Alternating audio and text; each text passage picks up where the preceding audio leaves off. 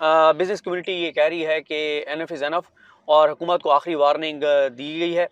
और साथ ही ये कहा गया है कि अब वो army chief general Syed Asim Munir साहब से मुलाकात करेंगे और उनके सामने ये सारा मामला रखेंगे और मेन उसमें मुद्दा जो है वो इसहाक डार होंगे।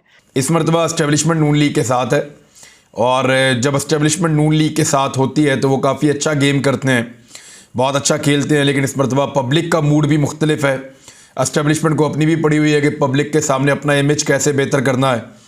तो मुझे नहीं लगता कि उस तरह खुलकर एस्टेब्लिशमेंट काम कर पाएगी या एस्टेब्लिशमेंट से वो मदद लेने का मौका मिलेगा PMLN को। बहरहाल मरीम नवाज साहिबा 29 जनवरी को वापस आ रही हैं और जिस बयानिए के बारे में मैंने आपसे कहा था, कैप्टन सफदर तो हाथ पांव धोकर चढ़ गए हैं जनरल कमर जावेद बाजवा रिटायर के ऊपर और सारे इल्ज़ामात और सारी फसाद की जड़ उनको करार दे रहे हैं और उनके ऊपर ठीक ठाक एलिगेशन PMLN के लोग अब लगाना शुरू हो गए हैं। एक और बड़ी मजे की आपको बात बताता हूँ, जावेद लतीफ़ साहब आजकल बरतानिया में हैं।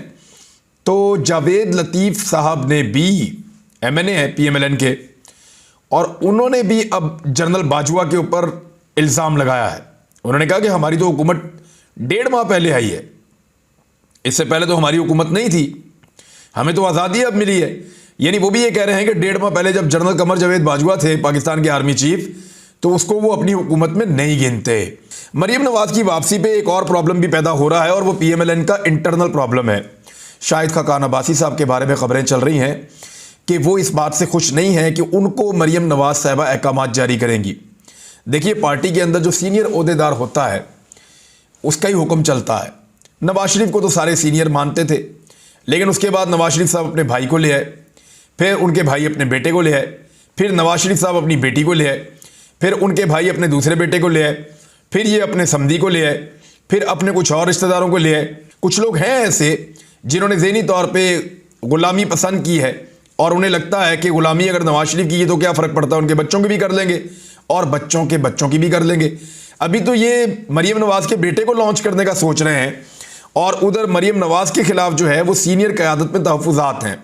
खबरें ये आ रही हैं कि शायद जो मॉडल था चौधरी निसार अली खान साहब का, उससे मिलता जुलता या उससे करीबी मॉडल वो शाहिद खाकान अब्बासी साहब को भी अपनाना पड़े और पार्टी के कुछ और लोग भी इन तहफ़्फ़ुज़ात का इजहार करें। कि स्पीकर साहब ने कहा कि जिन अरकान ने मुझे मुतमईन किया उनके इस्तीफ़े मंजूर कर लिए। अभी थोड़े दिन पहले स्पीकर साहब फरमा रहे थे कि जब तक मुझे फ़र्दन फ़र्दन आके नहीं मिलेंगे, जब तक मुझे तहरीरी तौर पे हाथ से लिखा हुआ इस्तीफ़ा नहीं देंगे और जब तक ये मामला अदालत में चलता रहेगा मैं इस्तीफ़े मंजूर नहीं करूँगा। और अब उन्होंने कहा कि मैं मुतमईन हुआ, कुछ लोग जो वफद की सूरत में आए थे उनसे भी मैंने उनको मिला और मैंने कहा ठीक है इनको फारिग करते हैं। और उसके अलावा उनसे भी जिनको मैंने टीवी पे या मीडिया पे देखा कि वो इस्तीफ़े की बात कर रहे हैं तो मैंने उनको भी फारिग कर दिया है। अब मैं मजीद लोगों के इस्तीफ़े इसलिए मंजूर नहीं कर रहा कि मैं चाहता हूं कि पाकिस्तान तहरीक-ए-इंसाफ के लोग आए और आकर असेंबली के अंदर बैठें। ये स्पीकर साहब कह रहे हैं। चंद दिन पहले कोई और मौक़िफ़ और आज कोई और मौक़िफ़। इमरान खान साहब ने कहा कि मेरे पास अभी बहुत सारे कार्ड बाकी हैं और जब मैं अपना कार्ड खेलूंगा तो PDM के होश उड़ जाएंगे। इमरान खान साहब ने कहा कि पंजाब असेंबली की तहलील PDM के लिए एक ऐसा शॉट है जिसकी गूंज उन्हें सुनाई देती रहेगी। मेरे पास अभी बहुत सारे ऐसे कार्ड बाकी हैं, जब खेलूंगा तो उनके होश उड़ जाएंगे। इमरान खान साहब एक्चुअली सहाफ़ियों से बातचीत कर रहे थे। उन्होंने कहा कि गवर्नर पंजाब बलीगुर रहमान ने असेंबली तहलील करने के बाद जो समरी भेजी है उसमें इंतखाबात की तारीख नहीं लिखी। अच्छा, इंतखाबात की तारीख जो है गवर्नर नॉर्मली जो समरी भेजते हैं तहलील के बाद असेंबली की, उसमें इंतखाबात की तारीख दर्ज होती है, लेकिन उन्होंने इंतखाबात की तारीख दर्ज नहीं की जो आइनी नुक्ता नज़र से गलत है, यानी आइन की खिलाफ वर्जी है। इमरान खान साहब ने कहा इस इकदाम को उन्होंने कहा कि अदालतों में चैलेंज करने का हमने फैसला किया है। अगर मुल्क में साफ शफाफ इंतखाबात ना हुए तो श्रीलंका जैसी सूरत पैदा हो सकती है कि शहबाज शरीफ को अलविदा करने का वक्त हो चुका है। इस हवाले से के तफसीलात के मुताबिक governor State Bank Jameel Ahmed ने बुध को फेडरेशन हाउस का दौरा किया और ताजिर बरादरी और सनतकारों से मुलाकात की।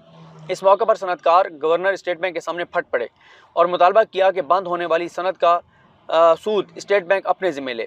यही सूरत हाल रही तो मार्च तक हंगामे फूट पड़ेंगे। ओपन अकाउंट में डॉलर की मुंतकली की इजाज़त दी जाए। जब मर रहे हों तो मरा हुआ भी हलाल हो जाता है। गवर्नर स्टेट बैंक से गुफ्तगू करते हुए FPCCI के सदर इरफान शेख ने कहा कि एक्सपोर्टर्स और इम्पोर्टर्स स्टेट बैंक की तरफ देख रहे हैं। साबिक सदर FPCCI नासिर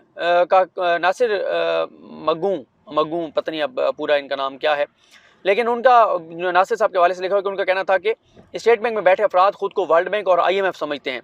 सप्लाई चेन ना खुली तो बेरोज़गारी का सैलाब आएगा। रमज़ान में दालें 1,000 रुपये किलो हो जाएंगी। पाकिस्तान में बहुत डॉलर्स हैं, स्टेट बैंक उन्हें तलाश करे।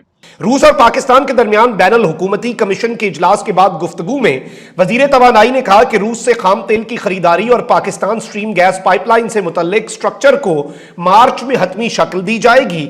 हम मार्च में रूस से खाम तेल, पेट्रोल और डीजल दरामद करना शुरू कर देंगे। उन्होंने कहा कि फिलहाल पाकिस्तान को देने के लिए रूस के पास LNG नहीं है। पाकिस्तान रूस से अपनी मजमूई जरूरत का 35% खाम तेल बरामद करना चाहता है। ऐते खान चांदा सी।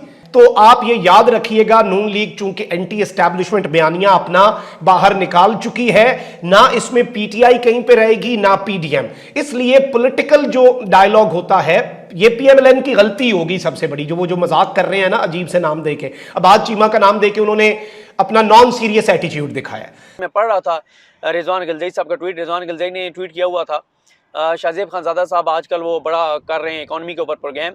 तो सही कहा रिजवान गिलज़ई ने कि शाहजेब खानज़ादा साहब जब कौमी ख़जाने की तबाही और बर्बादी जारी थी, जब ये NRO पर इनका फोकस था, जब ये लूट मार कर रहे थे, करप्शन कर रहे थे, मुल्क को तबाही में झोंक रहे थे, मुल्क को पस्ती में झोंक रहे थे, मुल्क को लूट रहे थे दोनों हाथों से, तब आप इनके साथ मिलकर और इमरान खान के खिलाफ घड़ी घड़ी का बयानिया बना रहे थे। इमरान खान के खिलाफ जाली ऑडियोज़ और वीडियोज़ पर खेल खेल रहे थे, प्रोग्राम कर रहे थे, इनको मुसल्लत करवा रहे थे, इनको इमरान खान के मुखालिफ खिलाफ और इनके हक़ में आप प्रोग्राम कर रहे थे। आज आपको बड़ी फिक्र पड़ गई है पाकिस्तान की मईशत की। कल भी मैं किसी का पढ़ रहा था, शायद शहबाज राना साहब ने कहीं पे कहा हुआ था या किसी ने ट्वीट किया हुआ था कि ये अपनी सियासत के लिए रियासत को कुर्बान कर रहे हैं। तो ये नज़र आना चाहिए उन इदारों को जो जिनका किरदार था इनको लाने में और इनको चलाने में, उनको नज़र आना चाहिए।